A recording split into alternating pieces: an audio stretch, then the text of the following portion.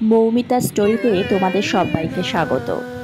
আরও কিছুটা সময় তোমাদের সঙ্গে ভাগ করে নিতে চলে এলাম। আমাদের দুপুরের খাওয়া দাওয়ার পর্ব শেষ। বাইরের দিকে তাকিয়ে দেখলাম আকাশের মুখ ভার, আর কিছুক্ষণের মধ্যেই শুরু হলো মুষলধারে বৃষ্টি। আর এখনকার এই ভরা গরমে একটু বৃষ্টির মুখ দেখতে পেলেই মনটা যেন ভালো হয়ে যায়। আরও ভালো হয়ে যায় যদি বাইরে কাজে বেরোনোর না থাকে। তবে অবশ্য যারা এই মুহূর্তে বাইরে রয়েছে বা বাইরে কোনো কাজ করছে তাদের জন্য একটু কষ্টের।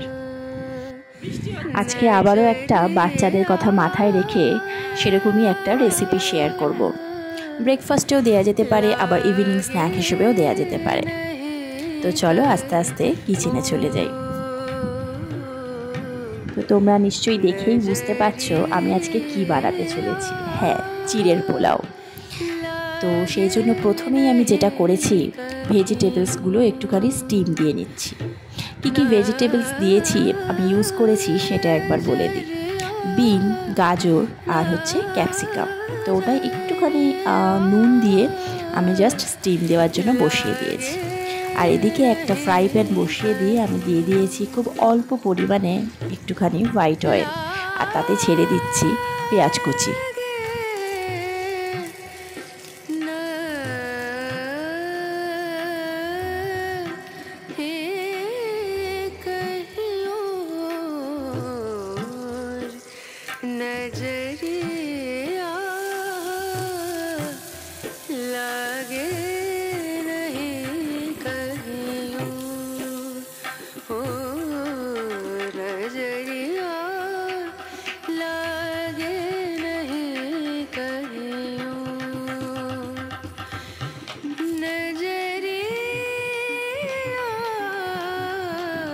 পেঁয়াজগুলো দেখো এখন বেশ সুন্দরভাবে ভাজা হয়ে গেছে, একটু লাল লাল ভাব চলে এসছে।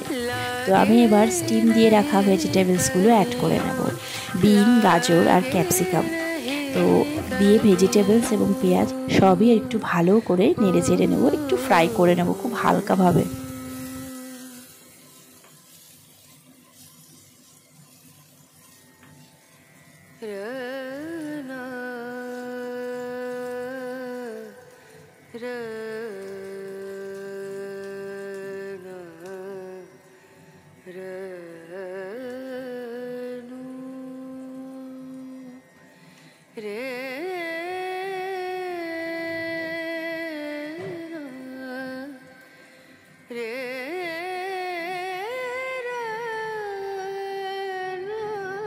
এবার এর মধ্যে একটু অ্যাড করব নুন আর গোলমরিচের গুঁড়ো।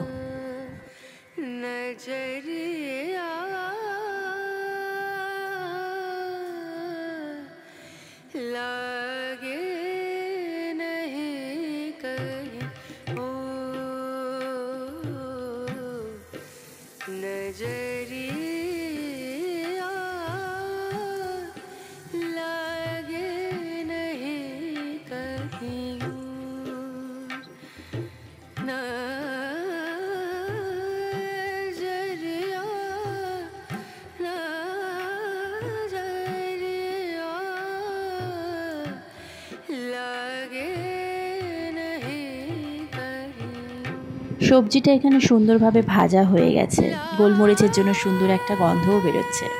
তো এই জন্য এবার আমি অ্যাড করে নেব পনির। কিউব কিউব করে আমি কেটে রেখেছিলাম পনিরগুলোকে, এই পনিরটাও এর মধ্যে অ্যাড করে দেব।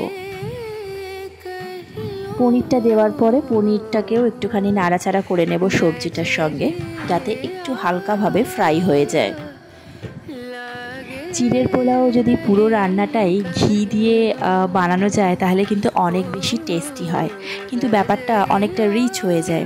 সেই জন্য আমি এরকমভাবে বানাই না, যেহেতু মেয়ের জন্য বানাচ্ছি, এত ছোট বাচ্চা তো এতটা রিচ খাওয়াটাও ঠিক না। তো সেই জন্য আমি অল্প অয়েল দিয়েই বানাচ্ছি। আর আমার মেয়ে আবার ঘির থেকে বাটারের ফ্লেভারটাই বেশি পছন্দ করে, তাই আজকেও আমি এই চিড়ের পোলাওটাতে বাটারই ইউজ করব।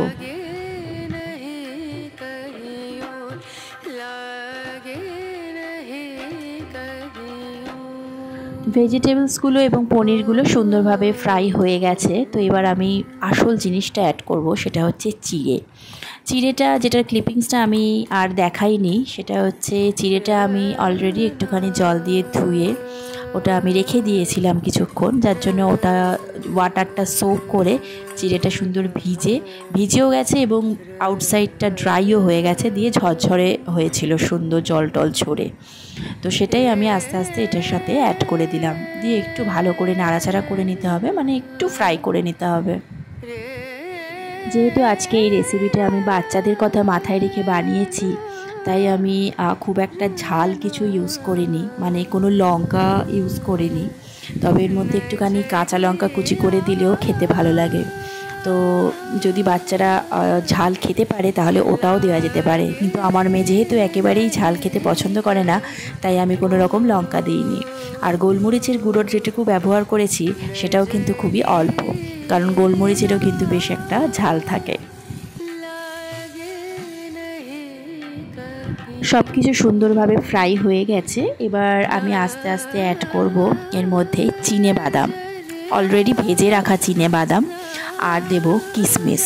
তো তোমরা এটার মধ্যে কাজুও ইউজ করতে পারো, তো আমি এটাতে কাজু ইউজ করব না আজকে, আমি দিলাম চিনে বাদাম, কারণ আমার মনে হয় চিড়ের পোলাওতে চিনে বাদামটা খেতে বেশি ভালো লাগে। তো ওই জন্য আমি চিনে বাদামই দিয়েছি, আর দিয়েছি কিশমিশ, আর একটু স্বাদ মতো চিনি অ্যাড করতে হবে। চিড়ের পোলাওতে কিন্তু নিজের পছন্দ মতো যে কোনো ভেজিটেবলসই তোমরা অ্যাড করতে পারো। আমার কাছে আজকে বিন, গাজর আর ক্যাপসিকাম এই তিনটেই ছিল, তো সেজন্য ওটাই আমি অ্যাড করেছি। শীতকাল হলে হয়তো আরও বেশি কিছু অ্যাড করতে পারতাম। শীতকালে ফুলকপি, মটরশুঁটি, বাঁধাকপি এগুলোও অ্যাড করা যায়, খেতে ভালো লাগে। তো যেহেতু গরমকাল, এতে অ্যাড করার মতন আর খুব একটা সবজি এই সময় অ্যাভেলেবেল থাকে না, তো সেই জন্য আমি বিন, গাজর আর ক্যাপসিকামই ইউজ করেছি। আর যেটা আমি এখন অ্যাড করলাম সেটা হচ্ছে বাটার।